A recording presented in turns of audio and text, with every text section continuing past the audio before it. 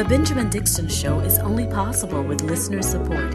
Go to www.thebenjamindixonshow.com to register for our blog and join the Progressive Army.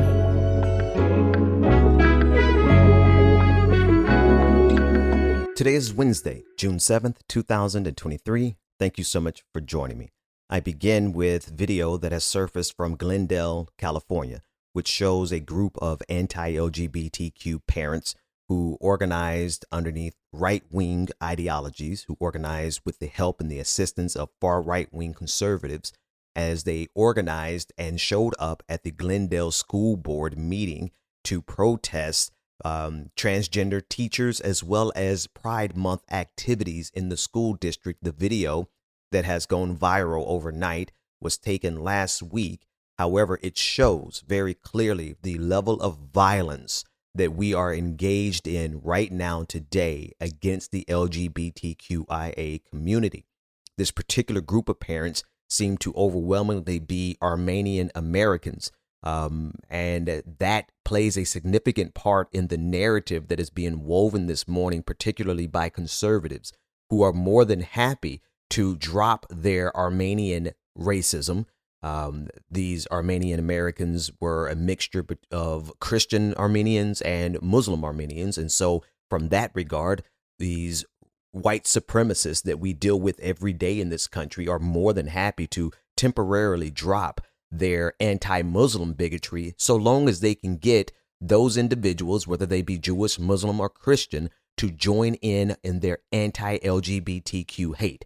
Now, I will give you more details and play some audio because there are some revealing moments that show you that this really was genuinely organized by conservatives who are seeking to create and foment this type of violence all around the country. But before I begin, I need to pause and present a question to the audience. And please forgive the dramatic nature of the question, but I think it's an appropriate question today. What violence are you willing to turn a blind eye to? What violence are you willing to allow to happen and to exist so long as it doesn't come to your feet, to your shores, to your city, to your neighborhood, or to your identity? Because we are being made an offer right now, all around the country. The offer is being made. If you are willing to forget about everything else. Don't worry about where we disagree with conservatives and these fascists. Don't forget about all the ways we disagree with them. If you are willing to engage in or condone or simply turn a blind eye to the violence that is being enacted right now today against the LGBTQIA community, but more specifically, the violence that is to come. These are the people who are preaching sermons encouraging the murder of the LGBTQIA community. And I believe perhaps that's where I should begin and play clips of the sermons that are being preached by white evangelical pastors all over this country that literally is preparing us as a nation, desensitizing us to the idea that it is okay to execute gay people. Does God say is the answer, is the solution for the homosexual in 2022, here in the New Testament, here in the book of Romans, that they are worthy of death? These people should be put to death. Every single homosexual in our country should be charged with the crime, the abomination of homosexuality that they have. They should be convicted in a lawful trial. They should be sentenced with death. They should be lined up against the wall and shot in the back of the head. That's what God teaches. Okay, so I just wanted to make sure that you understand where we are, because the type of violence that we saw in Glendale, and I'll play some audio, but it's best for you to jump online and view the video so that you can see the intensity with which these anti-LGBT parents, quote unquote, group of parents, because they were organized by far right conservatives. They were wearing matching T-shirts that are connected directly to far right wing activist groups. They are being pushed on. They are being amped up, and they are being justified by religious zealots who genuinely in their bones want to see gay people executed in this country. It's going to be like, this hate preacher, he hates all the AIDS dispensers. He wants them to die. Amen. I do want them to die. I pray to God that he would just kill them all suddenly in a painful way every single night. You know, that would be their outcome. That God would just wipe them off the face of this planet. Are you okay with this? Are you comfortable enough with the violence that is being targeted against the LGBTQIA community that you turn away and that you just go on to do other things? Go on about your life because perhaps you're not LGBTQIA. Perhaps you don't have anyone in your family who is gay, lesbian, or transgender. Perhaps this just doesn't even come on your radar. Or maybe you sit in one of these congregations that don't, preach this level of hate, not yet, but they are connected to this level of hate. Or maybe you go to a liberation style church, a black church where we preach freedom and we preach liberation of all people, except for when you get to the LGBTQIA community, we're just mum. We don't say anything, right? So the question is what level of violence are you willing to tacitly condone? Or perhaps you simply will ignore it. Because that's the gambit. That's the gamble that's happening right now. That's the wager for our soul as a country, as a species. We are in a particularly dangerous crucible right now where we are seeing, is there a community that we will all allow the most hate-filled, zealotous bigots to target with all of their hatred, because apparently this hatred has to be let go somewhere. It's like a pressure valve. And conservatives know how to monetize and to organize that pressure valve of bigotry and hatred. And all they need in order to be successful is for you to turn a blind eye because maybe you're not gay. Maybe you're not with all that trans stuff. You're not with that gay stuff. My question to you is, are you okay with these people who want to kill gay people simply because they exist? Because if you're okay enough to turn away from it, if you're okay enough to just be quiet about it, if you're okay enough to just sit quietly in your church, sit quietly in your home and say nothing while these forces are gathering and marching around the country, making it expressly clear their intentions, then you are as complicit with them as the people who are out there so-called protesting when they're nothing more than a hate mob. Listen to this. Now, I'm going to play a clip of one of the protesters, quote unquote protesters, who was arrested at this Glendale protest. And I want you to listen to what he says. The narrative that is being discussed nationally right now around this confrontation, this fight, this brawl, this riot that took place outside of Glendale, it's about the Armenian Americans and how their religious predilections put them on the side of conservatives, and how the left is not able to criticize this group because they're ethnic minority, et cetera, et cetera. Okay, we'll get to all of that in a minute, but I want you to hear what one of the protesters, so-called protesters, who was at that event, helped organizing it, and got arrested. Listen to what this clown had to say. Conservatives are weak because they will not do the hard things like this. I'm a conservative, Trump voter, running for Congress. What's her name? Anybody that's willing to get arrested, that's my I'm voting for that guy. Anyone who's getting arrested, I'm voting for that guy. Not that last part. I'm sorry. I was just mocking that last person. But did you hear what the so-called activist who's running for office, did you hear what he said? First of all, this was a campaign moment. This was a spotlight moment for him. But I want to emphasize what he said. He said conservatives are weak because they're not willing to do the hard thing, which is what? To show up at a protest and engage in violence because you hate the LGBTQIA community, because you are aligned with an ideology that is actively seeking to kill them. And so how much more do conservatives have to do? Where is the level of satisfaction? At what point will conservative activists like this believe that conservatives are brave enough and bold enough? I mean, your group is literally out here calling for the murder, the public execution of gay people, and you're saying that they're weak? This is at the core of the anti-LGBTQIA movement. There are a group of religious zealots who are seeking for an opportunity to exercise the level of hatred and violence that has been brewing in their hearts all of their lives. And all they need to be successful in that plight, in that new crusade, is for you to turn a blind eye.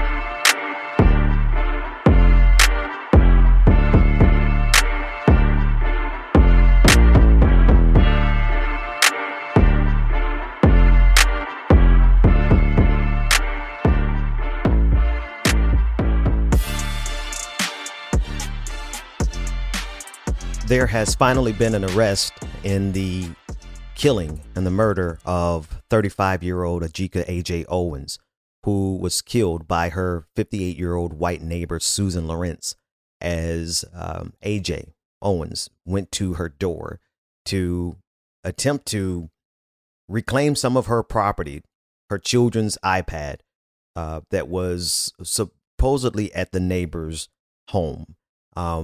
Just a little bit more background. It appears that the two of them the neighbors have had an ongoing feud, and the police have been called several times. And at this particular instance where Ajika Owens went to the home, knocked on the door on Friday night to reclaim some of her property, Susan, the 58-year-old white woman, shot her through the door and shot her through the open door, and eventually she died. She killed her. This morning, the woman is only facing manslaughter charges, which is in and of itself an insult and a testament to how bad things are in the state of Florida, particularly with the stand your ground law. The culprit, the murderer, was not arrested immediately. In fact, it took the entire weekend for the sheriffs, and the weekend and some days for the sheriff's department to decide that this was not a good shoot. And this was not an example of when stand your ground should be used, which is difficult in and of itself because there's so many other examples of when stand your ground has been used and allowed to let people off scot-free all throughout the state of Florida. One of the biggest challenges that families have in the pursuit of justice in the state of Florida is the fact that many policing agencies simply do not bring up charges because of the stand your ground law. And now in this case, the charges that have been brought are manslaughter. She was arrested. Susan Lawrence was arrested. This is according to Forbes.com, was arrested on charges of manslaughter with a firearm, culpable negligence, battery, and 2 counts of assault, according to the Marion County Sheriff's Office, who confirmed that on Tuesday nights. Lawrence allegedly fired a gun, shooting and killing Owens on Friday night over a dispute involving Owens' children, according to police reports, as Lawrence allegedly yelled at Owens' children to stop playing on her property and threw a pair of roller skates at them. When Owens knocked on Lawrence's door to confront her about, quote, striking the children with a pair of skates, according to a police report, a weapon was fired from within Lawrence's home, striking Owens. Owens, who called 911 as she collapsed. Lawrence's arrest follows days of protests and calls from Owens' family and local politicians for the 58-year-old to be arrested. But police said that they were still investigating whether the shooting was permissible under Florida's stand your ground law. And subsequently, last night, she was arrested and charged. The sheriff said that this is a good example of when stand your ground should not have been used. But here's the problem. This person is dead. This mother is dead. This 35-year-old woman is dead because of the stand your ground law and the mentality of Floridians, and quite honestly, Americans generally speaking, but the cesspool of murder and violence that has come as a result of this American Legislative Exchange Commission, also known as ALEX, this ALEX piece of legislation that started in Florida and has spread all across the country. The Castle Doctrine, aka Stand Your Ground, has created a wild, wild west mentality, particularly in the minds of white conservatives who believe they have the right to pull a gun and kill someone because they believe the law is going to be on their side. And in too many cases, they're absolutely correct. So while this may not be an example of when stand your ground should have been used, and this may be the one few time that we see cops actually arrest someone in the state of Florida for shooting someone on their front door, this is still the result of the mindset and the mentality of the stand your ground law that has created this type of this vigilante thinking in the minds of conservatives, especially at a time when every article that comes across Fox News on their website, on their social media, on their platform, OANN, Newsmax, when all of these media outlets, the Daily Wire, all they do all day long is create fear in the hearts of white old conservative people who have guns. And when somebody of a different race, different melanin count knocks on their door over a situation, they pull the trigger. And I really need people to see how closely aligned this violence is. While conservatives are able to keep these two different categories of violence in separate silos, they are the perpetrators of both types of violence. And that is violence against the Black community as well as violence against the LGBTQIA community. We have seen it and tracked it consistently over the years. There has been a severe uptick in the murders that are taking place that are simply not investigated, right? In most cases, we have a litany of Black families who are unable to get the first step in justice because of the stand your ground law. There are Black people who are dead right now today without even so much as an arrest, not even so much as an investigation, and definitely not a trial, and good luck getting a conviction. Simultaneously, we have violence against the LGBTQIA community that is not only happening in the streets, but being preached. I mean, they're literally teaching that violence from their pulpits. And so here are two different types of violence that is happening every single day in this country by conservatives, violence being committed by conservatives, but we don't recognize it as being as connected, deeply connected as it is, because conservatives successfully keep that violence separated in silos. Go to www.patreon.com/The BPD Show and get twice the content and unfiltered interviews without any of the commercial interruptions. Welcome back to The Benjamin Dixon Show. Visit us online at thebenjamindixonshow.com.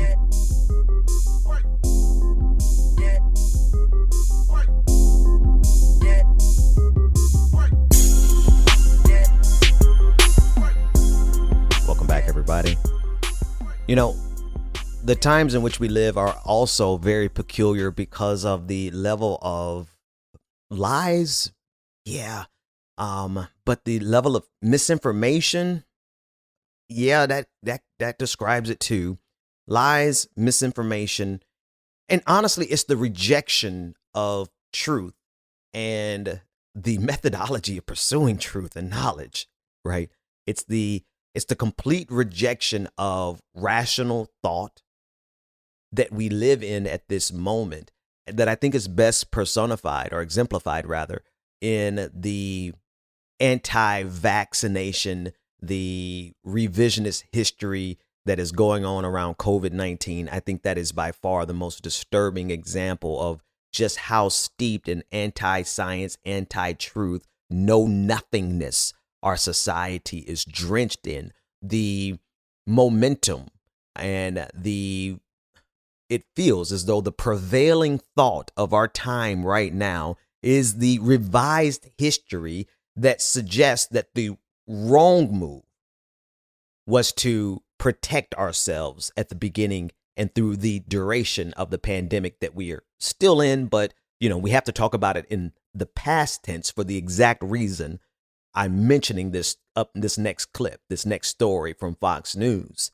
right? The reason we have to talk about the pandemic as if it is in the past tense is because the prevailing idea, the prevailing opinion that is reigning over this country and quite honestly this world right now is that we overreacted to the pandemic, that we should not have gotten vaccinations, that we should not be wearing masks still to this day, even though hundreds of people are still dying every day from the pandemic, right? And before the vaccine, there were thousands of people dying every day, right? Let's not forget that. But setting aside the amount of dead bodies that we have in this country alone from COVID-19, it is amazing.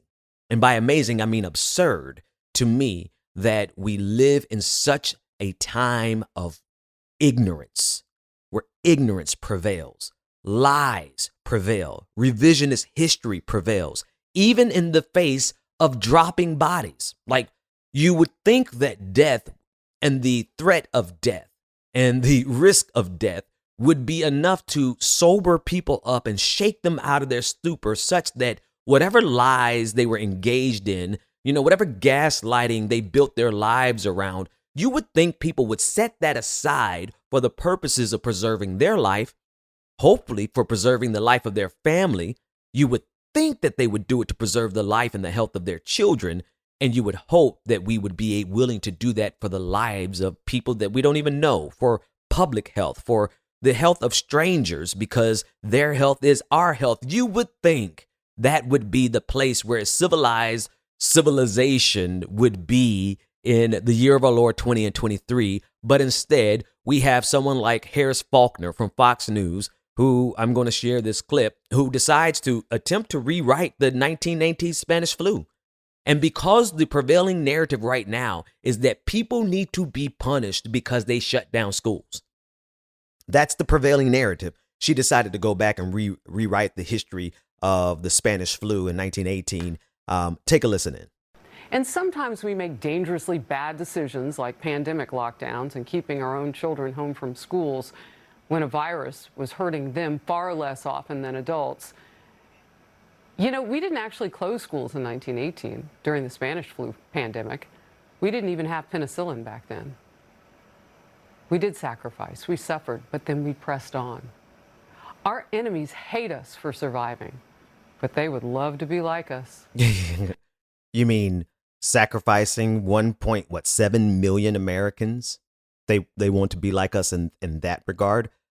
Schools did shut down in the 1918 Spanish flu pandemic, and in fact, there were mask mandates.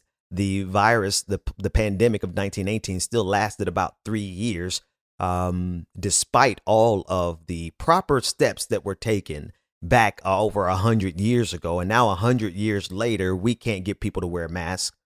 We get people who just outright lie about the severity of COVID-19 as suffered by children, right? And here's the thing. Just one little aside as a parent, over 2,000 American children died from this pandemic.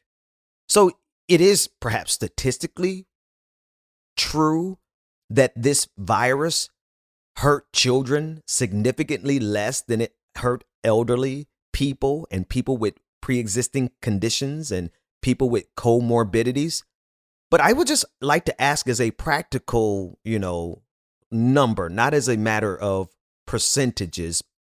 I would like to ask, how do you think those 2,000 families feel about school lockdowns?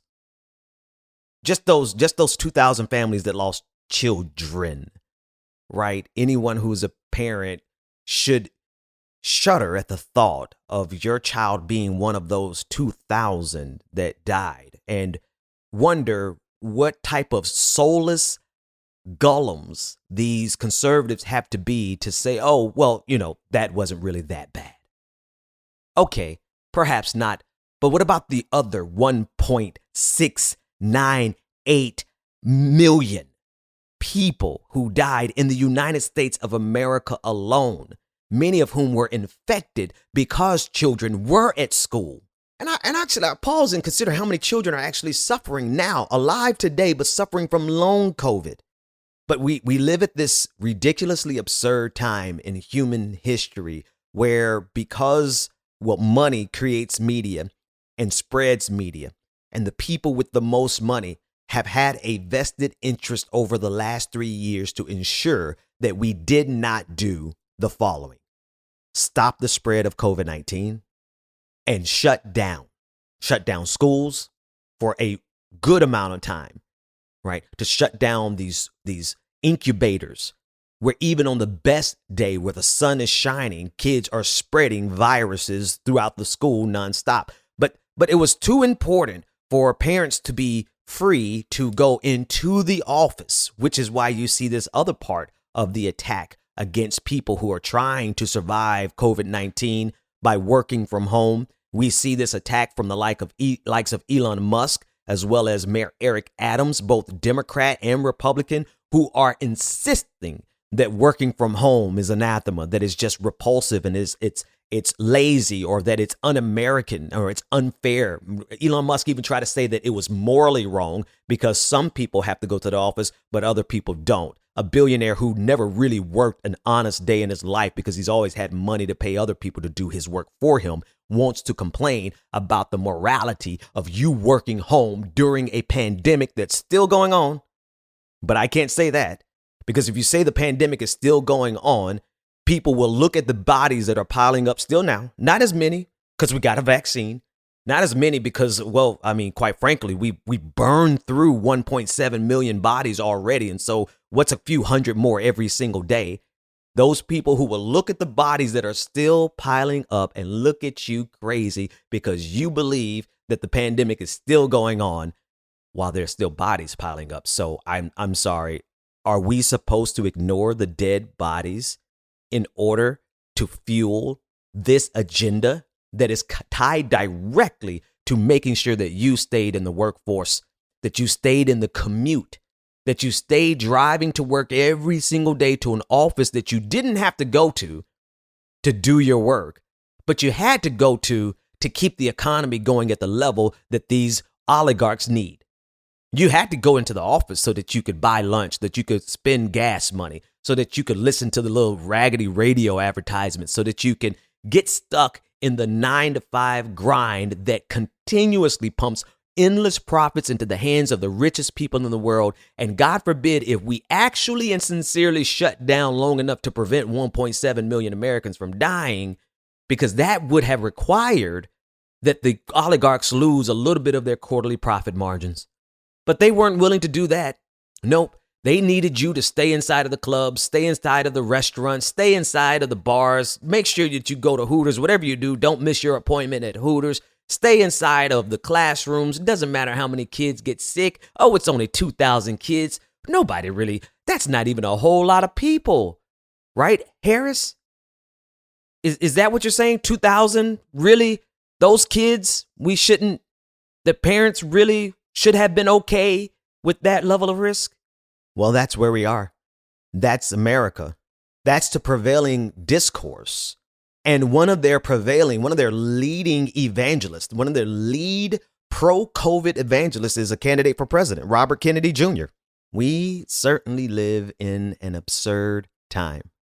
And it's difficult to keep our wits about us when, as Kipling said, others are losing theirs and blaming it on us. That's really the time in which we live. We have to, those of us who are still rational, still reasonable, and the people of good faith, we have to endure with patience to see if we can survive this particularly ridiculous time in American history, in world history.